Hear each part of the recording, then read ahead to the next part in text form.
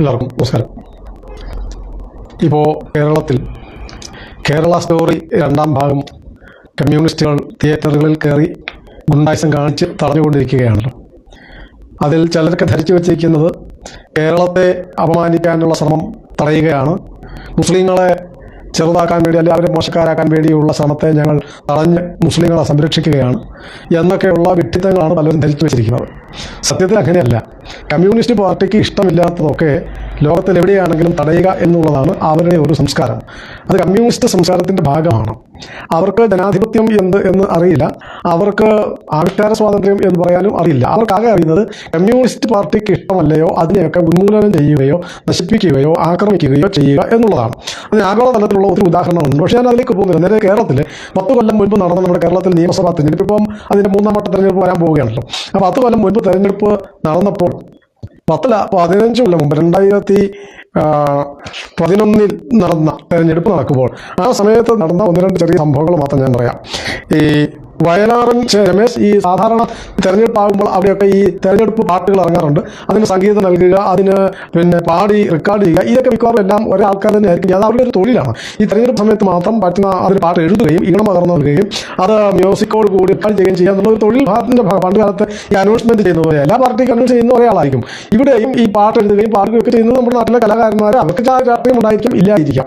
ഏതായാലും 2011 നടന്ന തെരഞ്ഞെടുപ്പിൽ അന്ന് രമേശ് ചെന്നിത്തലയ്ക്ക് വേണ്ടി പാട്ട് എഴുതിയത് കമ്മ്യൂണിസ്റ്റ് കുടുംബത്തിൽ തന്നെയുള്ള വയലാർ ശരത്ചന്ദ്ര വർമ്മയാണ്. വയലാർ രാമവർമ്മയുടെ മകൻ ശരത്ചന്ദ്ര വർമ്മയായിരുന്നു. അത് രമേശ് ചെന്നിത്തലയ്ക്ക് വേണ്ടി ഗാനരചന നടത്തി എന്നുള്ള ഒറ്റ കാരണം കൊണ്ട് കമ്മ്യൂണിസ്റ്റ് പാർട്ടി നേതാക്കന്മാരും ഈ ഡിവൈഎഫ്ഐ ഗുണ്ടകളും അദ്ദേഹത്തിൻ്റെ വീട്ടിലെത്തി. ആരുടെ? വയലാർ ശരത്ചന്ദ്ര വർമ്മയുടെ വീട്ടിലെത്തി. രമേശ് ചെന്നിത്തലയ്ക്ക് വേണ്ടി എന്തിനാണ് പാട്ട് എഴുതിയത്, ഇനി പാട്ട് എഴുതരുത്, ആവർത്തിച്ചാൽ ഞങ്ങൾ പ്രതികരിക്കും, ഇതായിരുന്നു കമ്മ്യൂണിസ്റ്റായ ശരത്ചന്ദ്ര വർമ്മയോട് പറഞ്ഞത്. എന്ന് മാത്രമല്ല, അവിടെ അവസാനിപ്പിച്ചില്ല. വീട്ടിൽ നേരിട്ടെത്തി ഫോണിലൂടെയും ഈ ഭീഷണി ആവർത്തിക്കുകയും ചെയ്തു. ഇനി എഴുതരുത് എന്ന് പറയാൻ CPM-ന് മാത്രമേ കഴിയൂ എന്ന് ശരത്ചന്ദ്ര വർമ്മ പ്രതികരിക്കുകയും ചെയ്തു. ഇനി എഴുതരുത് എന്ന് പറഞ്ഞത് കമ്മ്യൂണിസ്റ്റ് പാർട്ടിയാണ് പറഞ്ഞത്. ഇനി എഴുതണോ വേണ്ടയോ എന്നൊക്കെ പാർട്ടി പറയും. അത് കമ്മ്യൂണിസ്റ്റ് പാർട്ടിക്ക് മാത്രമേ അത്ര ഒരു നാണം കിട്ടാ പ്രസ്താവന അല്ലെങ്കിൽ ഒരു ഭീഷണി മുഴക്കാൻ കഴിയൂ എന്ന് അദ്ദേഹം പ്രതികരിക്കുകയും ചെയ്തു. അദ്ദേഹം മറ്റൊരു അനുഭവം കൂടി പറഞ്ഞു. പണ്ട് ആലപ്പുഴയിൽ കോൺഗ്രസ് നേതാവ് വക്കം പുരുഷോത്തമൻ മത്സരിച്ചപ്പോൾ അച്ഛൻ്റെ അമ്മ അംബാലികയുടെ അനുഗ്രഹം നേടി വക്കം വന്നിരുന്നു. അതായത് വയലാറിൻ്റെ അമ്മയുടെ അനുഗ്രഹം നേടി. അത് സ്വാഭാവികമായിട്ടും പല കുടുംബങ്ങളിലും അമ്മമാരെ അല്ലെങ്കിൽ ഗുരുക്കന്മാരൊക്കെ അനുഗ്രഹം, അവർ കക്ഷി രാഷ്ട്രീയം വേറെ കാര്യം. അങ്ങനെ വക്കം പുരുഷോത്തമൻ വന്നിരുന്നു. അന്ന് മുത്തശ്ശിയെ കൊന്നു കളയുമെന്നായിരുന്നു ഭീഷണി. പറയുന്നത് മറ്റാരുമല്ല, ആ മുത്തശ്ശിയുടെ കൊച്ചുമകൻ വയലാർ ശരത്ചന്ദ്ര വർമ്മയാണ്. വയലാറിൻ്റെ അമ്മ കമ്മ്യൂണിസ്റ്റുകാരനെതിരെ നിന്നാൽ അപകടമാണെന്നായിരുന്നു അന്ന് കമ്മ്യൂണിസ്റ്റുകളുടെ ഭീഷണി. ഇത് വെറുതെ ഉണ്ടാക്കി പറഞ്ഞതല്ല. 2011 മാർച്ച് 31 വ്യാഴം എന്ന ദിവസത്തിലെ അന്ന് പത്രത്തിൽ വന്ന വാർത്തയാണ്. മറ്റൊന്ന്, അതിനെക്കുറിച്ച് തന്നെ മാതൃഭൂമി പത്രത്തിൽ വന്ന മറ്റൊരു വാർത്ത ഇങ്ങനെയായിരുന്നു. വോട്ടർമാരെ തല്ലുന്ന മന്ത്രിയും മാധ്യമപ്രവർത്തകരെ തല്ലുന്ന ജില്ലാ സെക്രട്ടറിയും തെരഞ്ഞെടുപ്പ് ഉദ്യോഗസ്ഥയെ പീഡിപ്പിക്കുന്ന MLA-യും അടങ്ങുന്ന കമ്മ്യൂണിസ്റ്റ് പ്രസ്ഥാനം പരാജയഭീതി പൂണ്ട് സാഹിത്യകാരന്മാരുടെ ആവിഷ്കാര സ്വാതന്ത്ര്യത്തിന് നേരെയും വാളൊങ്ങുന്നു എന്ന് അന്നത്തെ സാഹിത്യകാരന്മാരിൽ കുറെ പേര് പ്രതികരിക്കുകയും ചെയ്തു. ഏതായാലും ഈ വയലാർ ശരത്ചന്ദ്ര വർമ്മ മാത്രമല്ല, UDF-ന് വേണ്ടി പാട്ട് എഴുതിയ അനിൽ പനച്ചൂരാനെയും കമ്മ്യൂണിസ്റ്റ് പാർട്ടി ആക്ഷേപിക്കുകയും തെറിവിളിക്കുകയും ചെയ്തു എന്നും മാതൃഭൂമി പത്രം റിപ്പോർട്ട് ചെയ്തു. 15 കൊല്ലം മുമ്പത്തെ കാര്യമാണ് ഞാൻ പറയുന്നത്. മറ്റൊന്ന്, പത്തനാപുരത്തെ അന്നത്തെ സ്ഥാനാർത്ഥി നമ്മുടെ KB ഗണേഷ് കുമാറായിരുന്നു, ഇപ്പോഴത്തെ മന്ത്രി. കമ്മ്യൂണിസ്റ്റ് പാർട്ടിയുടെ കൂടെ നിന്ന മന്ത്രിയായിരുന്നു അന്ന്. പക്ഷേ അദ്ദേഹം കമ്മ്യൂണിസ്റ്റ് പാർട്ടിയുടെ കൂടെ അല്ല, അധികാരം കിട്ടാൻ സാധ്യത അപ്പുറത്തായതുകൊണ്ട് ആ കൂട്ടത്തിലായിരുന്നു. ഈ അവരുടെയൊക്കെ ഒരു രീതി എന്ന് പറഞ്ഞാൽ അധികാരം എവിടെ ആ കൂട്ടത്തിൽ നിൽക്കുക, പ്രത്യേകിച്ച് രാഷ്ട്രീയ പ്രത്യശാസ്ത്രമോ തത്വശാസ്ത്രമോ തത്വദീക്ഷയോ ഒന്നും ഇല്ലാത്തത് കൊണ്ട് അധികാരം കിട്ടണം എന്ന് മാത്രമേ ഉള്ളൂ. അതായത് അദ്ദേഹം പത്തനാപുരത്തെ സ്ഥാനാർത്ഥിയായിരുന്നു. അന്ന് അദ്ദേഹം സിനിമാ നടൻ കൂടിയാണല്ലോ. അദ്ദേഹത്തിന് വേണ്ടി അവിടെ പ്രചാരണം നടത്തുവാൻ നടി കാവ്യ മാധവൻ വന്നിരുന്നു. ആ കാവ്യ മാധവനെ അവർ കമ്മ്യൂണിസ്റ്റുകാർ പിന്നീട് വിളിക്കുകയും ആക്ഷേപിക്കുകയും ഒക്കെ ചെയ്തു. എന്ന് മാത്രമല്ല, കരുനാഗപ്പള്ളിയിൽ ഒരു സ്ഥാപനത്തിന്റെ ഉദ്ഘാടനത്തിന് കാവ്യ മാധവൻ വന്നപ്പോൾ അവർക്ക് നേരെ മുദ്രാവാക്യം വിളിക്കുകയും കരിങ്കോഴി കാണിക്കുകയൊക്കെ ചെയ്തു. എന്താ കാര്യം? ഞങ്ങൾ എതിർക്കുന്ന ഒരാളുടെ തെരഞ്ഞെടുപ്പ് പ്രചരണത്തിന് നിങ്ങൾക്ക് പറയുന്നത് എന്താണ് അധികാരം? കമ്മ്യൂണിസ്റ്റ് പാർട്ടി എതിർത്താൽ പിന്നെ അതിനോട് യോജിക്കാൻ ആർക്കും അധികാരമില്ല, അവകാശമില്ല, സ്വാതന്ത്ര്യമില്ല എന്നുള്ളതായിരുന്നു കമ്മ്യൂണിസ്റ്റ് പാർട്ടിയുടെ അന്നത്തെ നിലപാട്. എന്ന് മാത്രമല്ല, ഇതേ കാരണത്താൽ, അതായത് ഗണേഷ് കുമാറിന്റെ പേര് പ്രചാരണത്തിന് വന്ന ഇപ്പോഴത്തെ നമ്മുടെ കേന്ദ്രമന്ത്രി സുരേഷ് ഗോപി, ജഗദീഷ് കുമാർ, ജയറാം, ദിലീപ്, സലീം കുമാർ, കാവ്യ മാധവൻ എന്നിവരുടെ പോസ്റ്ററുകളിൽ കരിയോയിൽ ഒഴിക്കുകയും അവരുടെ സിനിമാ പോസ്റ്ററുകളിൽ കരിയോയിൽ ഒഴിക്കുകയും സിനിമാ പോസ്റ്ററുകളിലെ തലയുടെ ഭാഗം വെട്ടിക്കളയുകയും ചെയ്തു. അവരെ വെട്ടിക്കൊല്ലാൻ നിവൃത്തിയില്ലാതിരുന്നത് കൊണ്ട് അവരെ വെട്ടിക്കൊല്ലുന്നു എന്നുള്ള മനോഭാവത്തോടും അതിൻ്റെ ഒരു ആത്മീയതയോടും കൂടി അവരുടെ പോസ്റ്ററുകളിലെ തലഭാഗം വെട്ടിക്കളയുകയും ചെയ്തു. ഇത് 2011 മംഗളം പത്രത്തിൽ ഏപ്രിൽ മാസം 15 മംഗളം പത്രത്തിൽ വന്ന കാര്യമാണ് ഞാൻ ഈ പറഞ്ഞത്. വേറെ ഒന്നും നമ്മളെല്ലാവരും കേട്ടിട്ടുള്ള വളരെ പ്രശസ്തമായ ഒരു സംഗീതജ്ഞനാണ് ഈ ജയവിജയന്മാരിലെ ശ്രീ ജയൻ എന്ന് പറയുന്നത് ജീവിച്ചിരിക്കുന്ന ആൾ. അദ്ദേഹം അത് ജീവിതത്തിൽ അദ്ദേഹത്തെ കാലത്താണ് മരിച്ചത്. അദ്ദേഹം ഈ ചേർത്തല ഭാഗത്ത് അമ്പലത്തിൽ കച്ചേരിക്ക് പോയി. സ്വന്തമായിട്ടും ലോകപ്രശസ്തനായ അയ്യപ്പ ഭക്തിഗാനം പാടുന്ന ആളാണ് ജയവിജയന്മാർ. അതിൽ ജീവിച്ചിരുന്ന ജയൻ എന്ന് പറയുന്ന അദ്ദേഹവും അതുപോലെ അതിന് സമാനമായി പാടാൻ കഴിയുന്ന മറ്റു ആൾക്കാരില്ല. അത്രയും ലോകപ്രശസ്തനായ ഒരു സംഗീതജ്ഞനാണ് ജയവിജയന്മാരിലെ ശ്രീ ജയൻ.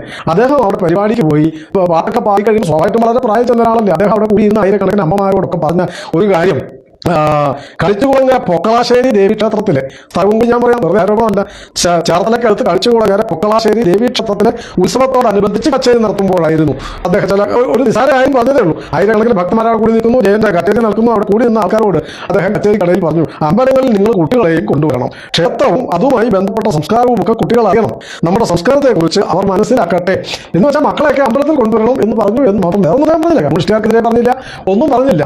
മക്കളെ അമ്പലത്തിൽ കൊണ്ടുപോകാൻ പറഞ്ഞതിന്റെ പേരിൽ അദ്ദേഹത്തിന്റെ കയ്യേറ്റം തല്ലാൻ പറ്റില്ല. കാരണം തല്ലി ചിലപ്പോൾ മരിച്ചു പോയെങ്കിലോ ബാക്കി ചീത്ത വിളിക്കുകയും പരിപാടി അനുകൂലമാക്കുകയൊക്കെ ചെയ്തു. അത് തടയാൻ ശ്രമിച്ച അമ്പല കമ്മിറ്റി ആൾക്കാർക്ക് തല്ലി കൊടുക്കുകയും ചെയ്തു. ഇത്രയും നാണം കെട്ട പണി ചെയ്യാൻ ഒരു മടിയുമില്ലാത്തവരാണ് അവർ. വേറെ ഒത്തിരി ഉണ്ടെങ്കിൽ ഞാൻ എല്ലാം കൂടി പറഞ്ഞ സമയം കഴിയില്ല. ഒരു ഉദാഹരണം കൂടി പറയാൻ മുമ്പ് സൂചിപ്പിച്ചതാണ്. കമ്മ്യൂണിസ്റ്റുകാരൻ തന്നെയായ ഉമേഷ് എന്ന് പറയുന്ന ഒരാളുണ്ട്. കൊടുങ്ങല്ലൂരാണ് അദ്ദേഹത്തിന്റെ നാണെന്ന് എനിക്ക് തോന്നുന്നത്. അദ്ദേഹം കമ്മ്യൂണിസ്റ്റ് പാർട്ടിക്ക് വേണ്ടി പ്രസംഗിക്കുന്ന ബുദ്ധിജീവിയായിരുന്നു. അദ്ദേഹത്തിന് ഒരു ചെറിയ കവിതാ പുസ്തകം, ഭയങ്ങൾ എന്നാണ് പുസ്തകത്തിന്റെ പേര്, ഭയങ്ങൾ. അതിൽ കണ്ണൂരിലെ കമ്മ്യൂണിസ്റ്റ് പാർട്ടിയുടെ കൊലപാതകങ്ങളെ സംബന്ധിച്ച്, ജനങ്ങൾ ഭയത്തെ സംബന്ധിച്ച് ഒരു ചെറിയ കവിത എഴുതിയിട്ടുണ്ട്. അതിനകത്ത് ഭയങ്ങൾ ഇങ്ങനെ ഉണ്ടാക്കപ്പെടുന്നതിനെ കുറിച്ച് ആശങ്കപ്പെട്ടുകൊണ്ടുള്ള ഒരു കവിത കണ്ണൂരിനെ കുറിച്ച് എഴുതാൻ പാടുണ്ട്. കണ്ണൂരിലെ രാഷ്ട്രീയ കൊലപാതകങ്ങളും അക്രമങ്ങളും പറഞ്ഞ കമ്മ്യൂണിസ്റ്റ് പാർട്ടിയുടെ വകയാണല്ലോ. അതുകൊണ്ട് അതിനെ ചോദ്യം ചെയ്തുകൊണ്ട്, അതിനെ ആക്ഷേപിച്ചുകൊണ്ട് കവിത എഴുതാൻ പാടില്ല. അവർ ഒറ്റ കാരണം കൊണ്ട് 25 വർഷത്തിലേറെ കാലം കമ്മ്യൂണിസ്റ്റ് പാർട്ടിയുടെ എഴുത്തുകാരനും പ്രഭാഷകനും ബുദ്ധിജീവിയും സാഹിത്യകാരനുമായിരുന്നു ഉമേഷിനെ പാർട്ടിയിൽ നിന്ന് പുറത്താക്കുക മാത്രമല്ല ഭീഷണിപ്പെടുത്തുകയും നിർമ്മിക്കുകയും ഒക്കെ ചെയ്തു. അങ്ങനെ ഒത്തിരി പേരുടെ കഥയുണ്ട്, അത് പിന്നീട് എപ്പോഴെങ്കിലും പറയാം. ഏതായാലും അവർ കേരള സ്റ്റോറിയെ എതിർക്കുന്നത്, സിനിമാ തിയേറ്ററുകൾ ആക്രമിക്കുന്നത്, കാണാൻ വരുന്നത് തെറി വിളിക്കുന്നത് ഒന്നും അവർ മുസ്ലിങ്ങളോടുള്ള സ്നേഹം കൊണ്ടോ സത്യത്തോടുള്ള ആഭിമുഖ്യം കൊണ്ടോ ഒന്നുമല്ല. പിന്നെയോ കമ്മ്യൂണിസ്റ്റ് പാർട്ടി എതിർക്കുന്നതിനെ മറ്റാരും അനുകൂലിക്കാൻ പാടില്ല. അവർ പറയുന്ന ജനാധിപത്യം അതാണ്. ഇത്രയും വൃത്തികെട്ട ഫാസിസ്റ്റുകൾ, ഇത്രയും നാണുകെട്ട ജനാധിപത്യ വിരുദ്ധരായ, മനുഷ്യവിരുദ്ധരായ ഈ ജന്മങ്ങൾ ഇപ്പോഴും കേരളത്തിൽ ജീവിച്ചിരിക്കുന്നല്ലോ എന്നുള്ളത് നമ്മുടെ ശാപം. കേരളത്തിലെ പൂർവികന്മാർ ചെയ്ത മഹാപാപത്തിന്റെ ഫലമാണ്. കേരളത്തിൽ കമ്മ്യൂണിസ്റ്റ് പാർട്ടിയിലെ വിരലിലെണ്ണാവുന്നവരാണെങ്കിലും ഈ വർഗീയവാദികളും തീവ്രവാദികളും ഗുണ്ടകളുമായിട്ടുള്ള കമ്മ്യൂണിസ്റ്റുകൾ അവശേഷിക്കുവാൻ കാരണം അവർ ഇല്ലാതെ ആകുന്നിടം വരെ, കമ്മ്യൂണിസ്റ്റുകൾ ഇല്ലാതെ ആകുന്നിടം വരെ അവർ ഈ വൃത്തികേട് രാഷ്ട്രീയവും ഗുണ്ടായുസവും അക്രമവും തെറിവിളിയും എല്ലാം നടത്തും. ഇപ്പോൾ പയ്യന്നൂരിൽ കണ്ടല്ലോ, നമ്മൾ ഇതുവരെ പാർട്ടിക്കാരനായിരുന്നു വളരാഴ്ച എന്ന മനുഷ്യനാണ്. അദ്ദേഹം എഴുതിയ ഒരു പുസ്തകം ഏറ്റുവാങ്ങിയ മറ്റൊരു സഹാന്റെ വീട് ആക്രമിച്ചു. വീടിന് മുമ്പ് റീത്തൊക്കെ കൊണ്ട് വെച്ചിരിക്കുകയാണ്. ഇനി എന്താണ് കൊല്ലുന്നത്, മഷാള്ള എന്ന സ്റ്റിക്കർ ഒട്ടിച്ചതാണ് ഇന്നോവ അയക്കുന്നതെന്നൊന്നും അറിയാൻ പറ്റില്ല. അവർ അവർക്കെതിരായി മാറിയാൽ, പാർട്ടി നേതാക്കൾക്കോ, പാർട്ടിക്ക് എന്ന് പറഞ്ഞാൽ പാർട്ടി നേതാക്കൾക്ക് എതിരായി മാറിയാൽ അവരേത് ഹീനമായ പ്രവൃത്തിയും ചെയ്യും. സഖാവ് MV രാഘവന്റെ ആത്മകഥയിൽ എഴുതി വെച്ചിട്ടുള്ള ഒരു കാര്യം സൂചിപ്പിക്കാം. അതാരാണെന്നൊക്കെ ഞാൻ പിന്നീട് പറയാൻ കാര്യം അത് എടുത്തിട്ടല്ല പറയുന്നത്.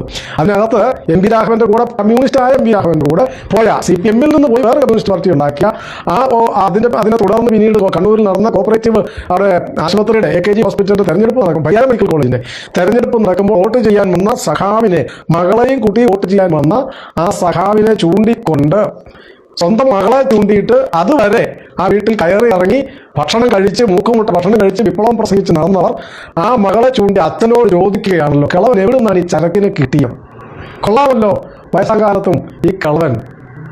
ആലോചിച്ച് നോക്ക്. ഇത് മറ്റാരും പറഞ്ഞതല്ല, സഖാവ് MV രാഘവന്റെ ആത്മകഥ ഒരു ജന്മം എന്ന് പറയുന്ന ആത്മകഥയിൽ എഴുതി വെച്ചിരിക്കുന്നതാണ്.